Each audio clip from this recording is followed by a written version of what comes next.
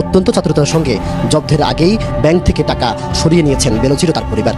বেনজির আহমেদকে সুযোগ করে দেওয়া হচ্ছে ব্যাংকে গচ্ছিত তার সব অবৈধ অর্থ অন্যত্র সরিয়ে দেওয়ার জন্য। জোর করে দিয়ে এসে জমিটা দেবো না, এত কষ্টের পর জমিটুক করছিলাম, বাড়ি কষ্টে জমিটুক দিয়েই স্যার যাই নাই ওদার। মাত্র 2 বছরে প্রায় 90 একর জমি কেনা হয়েছে সাবেক আইজিপি বেনজির আহমেদের স্ত্রী জিশান মির্জার নামে। এখন আমার সবচেয়ে ভয় হয় বাংলাদেশে কিন্তু বড় যারা এরা আছে এদের বিচার অনেক ক্ষেত্রে হয় না বা অনেক বাংলাদেশের বর্তমান ক্ষমতাসীন সরকার দেশের অর্থনীতিকে যে ভয়াবহ সংকটের মধ্যে নিয়ে গেছে, এই সংকটের সময়ও সরকারের অত্যন্ত কাছের বন্ধু বলে পরিচিত ভারতও পাওনা টাকার জন্য সরকারের উপরে চাপ দিতে শুরু করেছে। 2018 সালের নির্বাচনে আওয়ামী লীগ ভারত সরকারের সমর্থন আদায়ের জন্য ভারতের প্রধানমন্ত্রী নরেন্দ্র মোদীর অত্যন্ত কাছের ব্যবসায়ী গ্রুপ আদানির সাথে বিদ্যুৎ চুক্তি করেছিল এবং সেই চুক্তির আওতায় বাংলাদেশ বর্তমানে আদানি গ্রুপের কাছ থেকে বিদ্যুৎ আমদানি করে। সেখানেও 5,000 কোটি টাকা বকেয়া পড়েছে। এই বকেয়া। আসসালামু আলাইকুম। কি আছে বেনজিরের সেই ফ্ল্যাটে? দর্শক, একটা রিপোর্ট প্রকাশিত হয়েছে মানব জমিনে। বিল্ডিংটি দেখানো হচ্ছে সুরম্য বিল্ডিং, নিঃসন্দেহে র্যাঙ্কন আইকন টাওয়ার, গুলশানের 126 নম্বর সড়কের 1 নম্বর বাড়ি। স্থপতি মোস্তফা খালিদ পলাশের নকশা করা 19.75 কাঠা জমির উপর তৈরি 15। আসসালামু আলাইকুম প্রিয় দর্শক, ফাইনালি চলে আসলাম আপডেট ও গুরুত্বপূর্ণ কিছু নিউজ নিয়ে আপনাদের মাঝে। প্রিয় দর্শক, অবশ্যই ভিডিওটি শেষ অবধি দেখবেন। দর্শক, আপনাদের কাছে ছোট্ট একটি অনুরোধ, দেশ এবং দেশের বাইরে হলে কমেন্ট বক্সে লিখে জানিয়ে দেবেন, আর চ্যানেলে নতুন হলে সাবস্ক্রাইব করে পাশে থাকা বেল বাটনটি অবশ্যই অল করে দেবেন, কারণ পরবর্তী আপডেট নিউজ সবার আগে পাওয়ার জন্য প্রিয় দর্শক আর অবশ্যই একটি লাইক দেবেন। দর্শক, আর দেরি নয়, মূল ভিডিওতে। আসসালামু আলাইকুম। কি আছে বেনজিরের সেই ফ্ল্যাটে? দর্শক, একটা রিপোর্ট প্রকাশিত হয়েছে মানব জমিনে। বিল্ডিংটি দেখানো হচ্ছে সুরম্য বিল্ডিং, নিঃসন্দেহে র্যাঙ্কন আইকন টাওয়ার, গুলশানের 126 নম্বর সড়কের 1 নম্বর বাড়ি। স্থপতি মোস্তফা খালিদ পলাশের নকশা করা 19.75 কাঠা জমির উপর তৈরি 15 তলা এই ভবনে রয়েছে 25টি অ্যাপার্টমেন্ট, 2টি বেসমেন্ট, 37টি car parking, grand reception lounge, rooftop gym, rooftop swimming pool, ছাদ, বাগান। কি নেই এই ভবনটিতে? এই সুরম্য ভবনে বেনজির আহমেদ একদিনে 4টি ফ্ল্যাট কিনেছিলেন। দর্শক, আমি বলছিলাম যে আজকাল অনেক মানুষ একসঙ্গে 1 হালি ডিম কিনতে পারে না, অর্থাৎ 1 হালিতে 4টা ডিম কিনতে পারে না, ডিমের দাম এত বেশি। সেখানে বেনজির আহমেদ পানির দরে গুলশানের মতন এলাকায় 1 হালি ফ্ল্যাট কিনেছেন এবং সেই ফ্ল্যাটগুলোকে ভেঙে আবার ডুপ্লেক্স তৈরি করেছেন। চিন্তা করেন, 4টা ফ্ল্যাট কিনছে, সেই ফ্ল্যাট ভেঙে আবার ডুপ্লেক্স করেছে। তার মানে একটা রীতিমতো, কি বলবো, এটা বিশ্বের দামি দামি তারকা মডেল তারা যেভাবে বসবাস করেন বা তাদের বাসা বাড়ি যেমন হয় ঠিক তেমনটি তিনি রূপান্তর করেছেন। এখন এই ফ্ল্যাট বা এই টাওয়ারটি সবার দৃষ্টিতে আছে। সেখানে পুলিশের নিয়মিত পাহারা আছে, গণমাধ্যম কর্মীরা আসছেন বা যারা উৎসুক মানুষ তারাও তাকিয়ে দেখছেন এই সেই সুরম্য টাওয়ার, যে টাওয়ারে সাবেক আইজিপি বেনজির আহমেদের 4টি ফ্ল্যাট আছে একদিনে কেনা। এই ভবনে 2023 সালের 5ই মার্চ একদিনে একসঙ্গে 4টি ফ্ল্যাট কেনেন সাবেক আইজিপি বেনজির আহমেদ। যখন তিনি রিটায়ারমেন্টে গেছেন তখন কিনেছেন। চিন্তা করেন, নিজের অবসরে যাওয়ার 6 মাসের মধ্যেই 2,242 বর্গ ফুটের 2টি এবং 2,353 বর্গফুট আয়তনের 2টি, মোট 4টি ফ্ল্যাট কেনেন তিনি। র্যাঙ্কন আইকন টাওয়ারে এই 4টি ফ্ল্যাটের 3টি সাভান্না ইকো রিসোর্ট লিমিটেডের চেয়ারম্যান বেনজির আহমেদের স্ত্রী জিশান মির্জার নামে কেনা। অপর ফ্ল্যাটটি বেনজির আহমেদের ছোট মেয়ের হয়ে তিনি নিজের নামে কেনেন। মোট 9,192 বর্গফুট আয়তনের ফ্ল্যাটগুলোর তখন দাম দেখানো হয়েছিল মাত্র 2,19,00,000 টাকা। 2,353 বর্গফুটের 2টি ফ্ল্যাটের দাম 56 লাখ টাকা করে বাকি 2243 বর্গফুটের দুটি ফ্ল্যাটের দাম 53.5 লাখ টাকা করে। এই মূল্য অবিশ্বাস্য বলে জানিয়েছেন সংশ্লিষ্টরা। অবৈধ সম্পদ অর্জনের অভিযোগে বেনজির আহমেদের স্থাবর অস্থাবর সম্পত্তি ক্রয় বা বাজেয়াপ্ত করার আদেশ দিয়েছেন আদালত। দুর্নীতি দমন কমিশনের আবেদনে আদালতের এই আদেশ দেন ক্রয় করা সম্পত্তির মধ্যে গুলশানের ওই 4টি ফ্ল্যাটও রয়েছে। আদালতের নির্দেশের পর ওই 4 ফ্ল্যাট ক্রয় করা সংক্রান্ত নোটিশ দেওয়া হয়েছে সংশ্লিষ্টদের। সরেজমিন কয়েক দফা ওই ভবনে গিয়ে বাসিন্দাদের সঙ্গে আলাপ করে জানা যায় বেনজির আহমেদ এখন আর এখানে থাকেন না। তিনি মাঝে মাঝে আসেন। 4টি ফ্ল্যাটকে এক করে একটি ডুপ্লেক্স বাসা তৈরি করা হয়েছে। ভবনের উপরে 2 তলার বাসার ছাদে রয়েছে বাগান, সুইমিং পুল ও জিম। এর সবই তৈরি করা হয়েছে বেনজির আহমেদ ও তার পরিবারের জন্য। বৈশ্বিক গবেষণা প্রতিষ্ঠান রিসার্চ ইন্টেলিজেন্স ইউনিটের বরাত দিয়ে দেশের আবাসন খাতের ব্যবসায়ীদের সংগঠন রিহ্যাব জানিয়েছে, রাজধানীতে ফ্ল্যাটের দাম সবচেয়ে বেশি গুলশানে, যা গত বছর ছিল প্রতি বর্গফুট 166 মার্কিন ডলার, বর্তমানে যা 19,422 টাকার সমান। এই হিসেবে বেনজির আহমেদের 4টি ফ্ল্যাটের দাম অন্তত 15 কোটি টাকা। গতকাল সরেজমিনে ওই ভবন এলাকায় গেলে নিরাপত্তা কর্মীরা জানান অনেকে আসছে খবর নিতে, ছবি তুলছে। এই জন্য ভবনের সামনে একটি কাগজে লিখে দেওয়া হয়েছে এখানে ছবি তোলা নিষেধ। ভবনটির নিরাপত্তার দায়িত্বে থাকা মোহাম্মদ হৃদয় হোসেন বলেন, বেনজির আহমেদের ভবনটিতে 4টি ফ্ল্যাট রয়েছে, তবে তিনি সবসময় সেখানে থাকেন না। ঢাকার শহরে তার অনেকগুলো বাড়ি, কখন কোনটায় থাকেন সেটা বলা যায় না, তবে মাঝে মধ্যে তিনি এই বাসায় আসেন। আর যখন আসেন তখন আশেপাশের লোকজন জানতে পারেন বেনজির আহমেদ এলাকায় এসেছেন। তিনি আসলে পুলিশের নিরাপত্তাও থাকে। ভবনে দায়িত্বরত একজন নিরাপত্তা কর্মী জানায়, মঙ্গলবার দুপুরে দুর্নীতি দমন কমিশন থেকে লোক আসছিল। তারা এসে আমাদের ম্যানেজার মোহাম্মদ সুজনের সঙ্গে দেখা করে কি যেন কাগজ দিয়ে চলে গেছেন। তারা উপরেও ওঠেননি, ফ্ল্যাটও দেখেননি। ফ্ল্যাট মালিকরা যেভাবে লক করে রেখে গিয়েছিলেন সেভাবেই আছে। বুধবার দুপুরে মানবজমিনের এই প্রতিবেদক যখন গুলশান 126 নম্বর রোডের 1 নম্বর বাড়ি হেঁটে দাঁড়িয়ে নিরাপত্তা কর্মী হৃদয় হোসেনের সঙ্গে কথা বলছিলেন, তখনও ভবনটির সামনে পুলিশের 2টি গাড়ি দাঁড়িয়েছিল। কুইক রেসপন্স টিম লেখা এটি সাদা মাইক্রোবাসে বাড়িটির গেটের ঠিক সামনে অপেক্ষারত ছিল একদল পুলিশ সদস্য। রাস্তার উল্টো পাশে গাড়িটির পেছনের দিকে গুলশান থানার জিপ গাড়িতে ছিল পুলিশের আরেকটি দল। গত মঙ্গলবারও বেনজির আহমেদ ওই ফ্ল্যাটে যান এবং কিছু সময় সেখানে অবস্থান করেছেন বলে একটি সূত্র জানিয়েছে। ফ্ল্যাট ছাড়াও নিজের এবং স্ত্রী সন্তানদের নামে বেনজিরের 621 বিঘা জমির সন্ধান পেয়েছে দুদক। এছাড়া তার ও পরিবারের সদস্যদের 33 ব্যাংক হিসাব ও 3টি বিও হিসাব রয়েছে, যা সব জব্দ করার নির্দেশ দিয়েছেন আদালত। এই হচ্ছে খবর। এখন জানি না পুলিশ সদস্যরা এখনো কেন তার পাহারা দিচ্ছে, এখনো কেন বেনজির আহমেদ সেখানে থাকেন না, মাঝে মধ্যে আসেন, কেন দুর্নীতি দমন কমিশন আসলেন দেখতে বাড়িটি কিন্তু ফ্ল্যাটে ঢুকলেন না। সবকিছু অনেক কিছু রহস্য চাদরে মোড়া। সবকিছু মিলিয়ে যেই তদন্তের গতি প্রকৃতি কি হবে, কোন দিকে মোড় নেবে, সেটাও পরিষ্কার বোঝা যাচ্ছে না দর্শক। যা হোক, ভালো থাকবেন। আল্লাহ হাফেজ।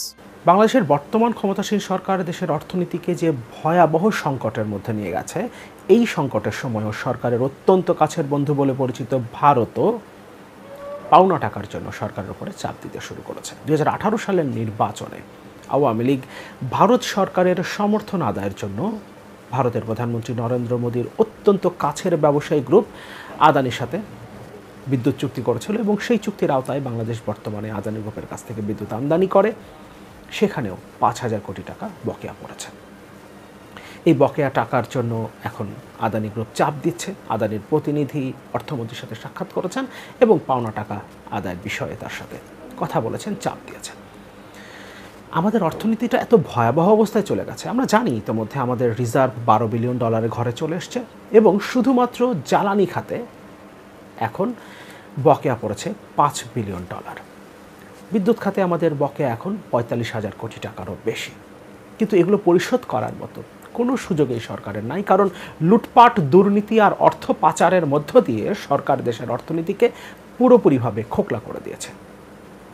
বাংলাদেশের অর্থনৈতিক সংকট নিয়ে এর আগেও আমি আমার বেশ কয়েকটা ভিডিওতে কথা বলেছি এবং একটা কথা আমি বারবার বলবার চেষ্টা করেছি, এই সরকার সবচেয়ে বড় বিপদে পড়বে চীন এবং ভারতের মধ্যে ব্যালেন্স করতে গিয়ে, এবং অর্থনৈতিক সংকটটা যত বাড়বে সরকার ততটাই চীনের দিকে ঝুঁকে যাবে এবং ভারত তখন আস্তে আস্তে সরকারের উপরে বিভিন্নভাবে চাপ দিতে শুরু করবে। তিস্তা প্রকল্প নিয়ে একটা আলোচনা শুরু হয়েছিল। চীন যখন তিস্তা প্রকল্প করতে চাইছিল তখন ভারতের পক্ষ থেকেও একই প্রস্তাব দেওয়া হয়েছে, তারা অর্থায়ন করতে চেয়েছে। সরকার এই জায়গাটাতে কোন দিকে যাবে সেটা এখনো বুঝে উঠতে পারছে না, কিন্তু অর্থনৈতিক সংকট মোকাবেলার জন্য $5 বিলিয়ন সমমূল্যের ইউয়ান চেয়েছে, অর্থাৎ চীনা মুদ্রায় তারা ঋণ চেয়েছে 36 বিলিয়ন ইউয়ান। এবং এই ঋণটা তারা যদি চীনের কাছ থেকে পেতে চায় তাহলে অবশ্যই চীনকে সুযোগ সুবিধা দিতে হবে। চীন যেটা চাইছে, চীন এবং ভারতের মধ্যে যেটা নিয়ে দ্বৈরথ চলছে, যে তিস্তা প্রকল্প নিয়ে, সেটা অবশ্যই চীনের পাওয়ার সম্ভাবনাই বেড়ে যাবে। সুতরাং ভারত এটাকে খুব ভালো করে দেখবে না। ফলে এই সরকার চীন এবং ভারতের মধ্যে ব্যালেন্স করতে গিয়ে যে বিপদে পড়বে, সেই বিপদটাকে আরও বাড়িয়ে তুলবে দেশের অর্থনৈতিক সংকট, এবং এই সংকটটা সরকার এতগুলো বছর ধরে নিজেই তৈরি করেছে। এবং আমরা দেখতে পাচ্ছি সরকার যেখান থেকেই আর্থিক কোনো সুযোগ সুবিধা পাচ্ছে সেখানে ভবিষ্যতে কত ক্ষতি হবে, কত লোকসান গুনতে হবে সেটা দেখছে না, তাদের সাথেই সম্পর্ক গড়ে তোলবার চেষ্টা করছে। কয়েকদিন আগেই ফ্রান্স ঘোষণা করেছে তারা ৩,৮০০ কোটি টাকা বাজেট সহায়তা দেবে বাংলাদেশকে, এবং তার পরপরই আমরা দেখলাম 3 দিনের জন্য একটা কমিটি গঠন করা হলো এবং সেই কমিটি সিদ্ধান্ত দিল বোয়িং নয়, বাংলাদেশ বিমান কিনবে এয়ারবাস, অর্থাৎ ফ্রান্স থেকে এয়ারবাস কেনার সিদ্ধান্ত তারা নিয়েছে। এবং এখানে 25 বছরে $500 মিলিয়ন লোকসান হবে বাংলাদেশ বিমানের, কিন্তু সরকার তারপরও আমেরিকার কাছ থেকে বোয়িং না কিনে ফ্রান্সের কাছ থেকে এয়ারবাস কেনার সিদ্ধান্ত নিয়েছে, কারণ ফ্রান্স ৩,৮০০ কোটি টাকা বাজেট সহায়তা দিতে চেয়েছে। এগুলো কিন্তু ঋণ, আপনাকে পরিশোধ করতে হবে, কিন্তু তারপরও এই মুহূর্তে যেহেতু সরকারের কাছে নাই, সুতরাং সরকার যে কোনোভাবে সহায়তা যেখান থেকে পাচ্ছে সেদিকেই তারা ঝুঁকে যাচ্ছে। সুতরাং চীন এবং ভারতের মধ্যে ভারত অবশ্যই এই সরকারের আর্থিক সংকটে সহায়তা করবে না, তারা ঋণ দেবে না, ঋণটা দেবে চীন।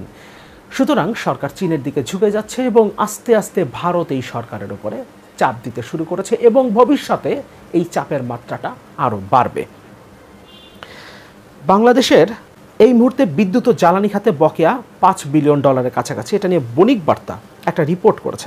আমি ছোট্ট একটা জায়গা পড়ছি। চলতি মাসে জাতীয় সংসদে বিদ্যুৎ, জ্বালানি ও খনিজ সম্পদ মন্ত্রণালয়ের দেয়া এক হিসাবে বলা হয় চলতি বছরের ফেব্রুয়ারি পর্যন্ত বিপিডিবির বিদ্যুৎ ক্রয় বাবদ বকেয়া ছিল 33,109 কোটি টাকা। এই হিসাবের বাইরে এরই মধ্যে মার্চ ও এপ্রিলের বিলও বকেয়া পড়েছে। প্রতি মাসে বিপিডিবির গড় বিল আসছে 6,000 কোটি টাকার বেশি। সেই হিসাবে গত 2 মাসে অন্তত 12,000 কোটি টাকার বিল এসছে। এ বছরের ফেব্রুয়ারি পর্যন্ত থাকা বকেয়ার সঙ্গে গত 2 মাসের বিদ্যুৎ বিল হিসাব করলে বিদ্যুতে সম্ভাব্য মোট বকেয়ার পরিমাণ দাঁড়ায় 45,109 কোটি টাকা। শুধুমাত্র বিদ্যুৎ খাতে সরকারের বকেয়া, এর মধ্যে 5,000 কোটি টাকা বকেয়া পড়েছে আদানির কাছে। BanglaNews24.com একটা রিপোর্ট করেছে, হেডলাইন, বাংলাদেশকে বকেয়া বিদ্যুৎ বিল পরিশোধের তাগিদ ভারতের। ভারতের অন্যতম শীর্ষ ব্যবসায়ী আদানি গ্রুপ বাংলাদেশকে বকেয়া বিদ্যুৎ বিল পরিশোধের তাগিদ দিয়েছে বলে জানা গেছে। বুধবার সচিবালয়ে অর্থমন্ত্রী আবুল হাসান মাহমুদ আলীর সঙ্গে তারা নিজ দপ্তরে দেখা করে ঢাকা সফররত আদানি গ্রুপের পূর্ণকালীন পরিচালক প্রণব বিনোদ আদানি এই তাগিদ দিয়েছেন। এখানে বলছে, প্রসঙ্গত গত ফেব্রুয়ারি পর্যন্ত ভারত থেকে বিদ্যুৎ কেনা বাবদ বাংলাদেশের বকেয়া আছে প্রায় 5,500 কোটি টাকা। এর মধ্যে আদানির কাছে বকেয়ার পরিমাণ 3,637 কোটি টাকা। তবে এটিও পুরো বকেয়া নয়, কোম্পানিটি বাংলাদেশে বিদ্যুৎ বিক্রি বাবদ আরও বেশি পরিমাণ অর্থ পাবে বলে জানা গেছে। সংশ্লিষ্ট সূত্র জানায়, আদানি পাওয়ারের সেপ্টেম্বরের আংশিক এবং অক্টোবর থেকে ফেব্রুয়ারি পর্যন্ত 5 মাসের পুরো বিল বকেয়া। গত বছর 2023 সালের সেপ্টেম্বরের আংশিক বিল কেবলমাত্র বাংলাদেশ দিতে পেরেছে। এরপর অক্টোবর থেকে ফেব্রুয়ারি পর্যন্ত পুরো 5 মাসের পুরো বিল বকেয়া আছে। এই পরিমাণটা 3,637 কোটি টাকা। এর মধ্যে মার্চ এবং এপ্রিলের বিল জমা হয়েছে, মে মাসের হিসাবটাও এর সাথে যোগ করতে হবে। তার মানে এটা 5,000 কোটি টাকা ছাড়িয়ে যাবে। অর্থমন্ত্রী যেটা বলেছেন সাংবাদিকদের, আদানি গ্রুপের পাওনা অর্থ পরিশোধের বিষয়ে জানতে চাইলে অর্থমন্ত্রী বলেন পাওনা থাকলে দিতে হবে না, তিনি উল্টো প্রশ্ন করেছেন। তার মানে তিনি এড়িয়ে যাবার চেষ্টা করেছেন। 2024-25 অর্থ বছরের বাজেট আগামী 6 তারিখে দেওয়া হবে জুনের, এবং এই বাজেটে 1.25 লক্ষ কোটি টাকা শুধুমাত্র ঋণের সুদ পরিশোধের জন্য রাখা হয়েছে। অনেক বড় গল্প করা হচ্ছে, 8 লাখ কোটি টাকার বাজেট করা হচ্ছে। বাংলাদেশের বাজেটের আকার এখন কত বড় হয়েছে, কিন্তু এর মধ্যে 1.25 লক্ষ কোটি টাকা রাখা হয়েছে শুধুমাত্র ঋণের সুদ পরিশোধ করবার জন্য। অর্থাৎ মূল টাকা কিন্তু থেকে যাবে, জনগণের ঘাড়ে এই বোঝাটা থেকে যাবে, এবং নতুন করে সরকার বিভিন্ন জায়গা থেকে ঋণ করবার চেষ্টা করছে। সে চীনের কাছে $5 বিলিয়ন চেয়েছে, অর্থাৎ $5 বিলিয়ন চীনা মুদ্রায় চেয়েছে। সে এখন 3,800 কোটি টাকা যেহেতু ফ্রান্সের কাছ থেকে পাচ্ছে, এই কারণে সে $500 মিলিয়ন দেশের লোকসান হলেও সে এখন ফ্রান্স থেকে এয়ারবাস কেনার সিদ্ধান্ত নিয়েছে। এবং এভাবে দেশের অর্থনীতিকে আরও বেশি করে অন্ধকারের দিকে, ধ্বংসের দিকে নিয়ে যাচ্ছে সরকার। এবং একের পর এক যে সরকারের কুকীর্তিগুলো আমাদের সামনে আসছে, এটা তো সরকারের অংশ ছিল। সাবেক সেনাপ্রধান, সাবেক আইজিপি তো অবশ্যই সরকারের একটা অংশ ছিল, এবং সে সময় সরকার কিচ্ছু জানতে পারেনি, তার দুর্নীতি সম্পর্কে কিচ্ছু জানতে পারেনি। ওবায়দুল কাদের এখন বলছেন আমরা কাউকে ছাড় দেই না, প্রধানমন্ত্রীর 0 টলারেন্স দুর্নীতির বিরুদ্ধে। তো তখন দুর্নীতির বিরুদ্ধে 0 টলারেন্স কোথায় ছিল? 2021 সালে তো আপনারা তাকে পুরস্কৃত করেছেন। এই আওয়ামী লীগের গত 15 বছরের শাসনামলে বেনজিরকে সম্ভবত 5 থেকে 6 বার সর্বোচ্চ সম্মান দেওয়া হয়েছে পুলিশের পক্ষ থেকে, অর্থাৎ স্বরাষ্ট্র মন্ত্রণালয়ের পক্ষ থেকে। তখন আপনারা কোথায় ছিলেন? তখন দুর্নীতির বিরুদ্ধে আপনাদের অবস্থান কোথায় ছিল? বাস্তবতা হচ্ছে দুর্নীতির সুযোগ তৈরি করে দিয়ে, লুটপাটের একটা মহোৎসবের সুযোগ তৈরি করে দিয়েই এই সরকার তার অলিগার্ক শ্রেণী, অর্থাৎ ব্যবসায়ী গ্রুপ, আমলা, আইনশৃঙ্খলা রক্ষাকারী বাহিনীর সদস্য এবং সেনাপ্রধান, পুলিশের প্রধান, সবাইকে, পুলিশের একজন কর্মকর্তার বিরুদ্ধেও তো নতুন করে রিপোর্ট হচ্ছে। আমরা কতগুলোর কথা যে জানতে পারছি আর কতগুলো জানতে পারছি না সেটা তো আমরা বলতে পারবো না। এরকম একটা সরকার দেশের অর্থনীতিকে পুরোপুরিভাবে ধ্বংসের দিকে নিয়ে গেছে, এবং এই অবস্থায় তার বন্ধু বলে পরিচিত ভারতও তার উপরে চাপ দিতে শুরু করেছে। এবং এই কথাগুলো আমি আমার এই চ্যানেলেই বেশ কয়েকবার বলেছি। এই সরকার কোনোভাবেই ব্যালেন্স করতে পারবে না, চীন এবং ভারতের মধ্যে ব্যালেন্স করতে পারবে না। মার্কিন যুক্তরাষ্ট্র থেকে যে চাপ আসছে, তারা বুঝে গেছে মার্কিন যুক্তরাষ্ট্রকে তারা কোনোভাবে আসলে ম্যানেজ করতে পারবে না। তলে তলে আপোষের যত কথাই ওবায়দুল কাদের বলুক না কেন, ডোনাল্ডো চলে যাবার পর যখন স্যাংশনটা আসলো আইজের বিরুদ্ধে, তখন ওবায়দুল কাদেরের বক্তব্যে পরিষ্কার হয়েছে তারা আসলে মার্কিন যুক্তরাষ্ট্রকে ঠিক পড়তে পারেনি, তারা বুঝতে পারেনি মার্কিন যুক্তরাষ্ট্র আসলে তাদের আগের অবস্থান থেকে সরে যায়নি। তার মানে সরকার এখন পশ্চিমাদের সাথে, বিশেষ করে মার্কিন যুক্তরাষ্ট্রের সাথে ব্যালেন্স করতে চাইছে না, কারণ তারা জানে এখানে তারা ব্যর্থ হবে। কারণ মানবাধিকার এবং গণতন্ত্রের যে প্রশ্নগুলোতে তারা আঙুল তুলবে, সেগুলো সমাধান করা সরকারের পক্ষে সম্ভব না। ফলে এখন যেহেতু ফ্রান্সের কাছ থেকে কিছু সহায়তা পাওয়া যাচ্ছে, সে ফ্রান্স থেকে এয়ারবাস কিনছে। যেহেতু চীনের কাছ থেকে সে এখন ঋণ পাচ্ছে, ঋণ পাওয়ার সম্ভাবনা আছে, চীন তাদের মুদ্রায়, চীনা মুদ্রায় ঋণ দিতে রাজি হয়েছে, সুতরাং সে এখন ভারতকে পাশ কাটিয়ে চীনের দিকে ঝুঁকে যাচ্ছে। এবং এর মধ্য দিয়ে আমরা যে কত বড় ঋণ জালে জড়িয়ে যাচ্ছি, কত বড় ডেপ ট্র্যাপে জড়িয়ে যাচ্ছি, সেটা আমরা নিজেরাও এখন বুঝতে পারছি না। আমরা যদি চীনের কাছ থেকে এভাবে চীনা মুদ্রায় ঋণ নিতে শুরু করি, এটা আমরা পরিশোধ করব তো চীনকেই। তার মানে প্রত্যেক বছর আমরা চীন থেকে যে 20 থেকে 22 বিলিয়ন আমদানি করি, এটা আমরা চীনের কাছ থেকে ঋণ করব এবং ঋণ করে পরিশোধ করব, কিন্তু ঋণটা আমাদের মাথার উপরে থেকে যাবে এবং আমদানি আমাদের তাদের কাছ থেকেই করতে হবে, কারণ ইউয়ান তো আর অন্য কোনো দেশ নেবে না। এভাবে আমরা চীনের ঋণ জালে যখন জড়িয়ে যাব, ইতোমধ্যে আমরা জড়িয়ে গেছি, এবং ঋণ জালে যখন আমরা জড়িয়ে যাব, তখন অবশ্যই এই সরকার ক্ষমতায় টিকে থাকতে চীনের স্বার্থ দেখবে, ভারতের স্বার্থ দেখবে না, এবং সেটা ভারত আস্তে আস্তে নিশ্চয়ই উপলব্ধি করতে পারবে। এবং এতদিন তারা এই সরকারকে যেভাবে ব্ল্যাঙ্ক চেক দিয়ে ক্ষমতায় অবৈধভাবে বসিয়ে রেখেছিল, সেই জায়গা থেকে যেভাবে তারা চাপ দিতে শুরু করেছে বকেয়া টাকা তোলার জন্য, সেভাবে তাদের এই সরকারের উপরে সমর্থনটাও তুলে নেবে, এটাই আমরা প্রত্যাশা করি।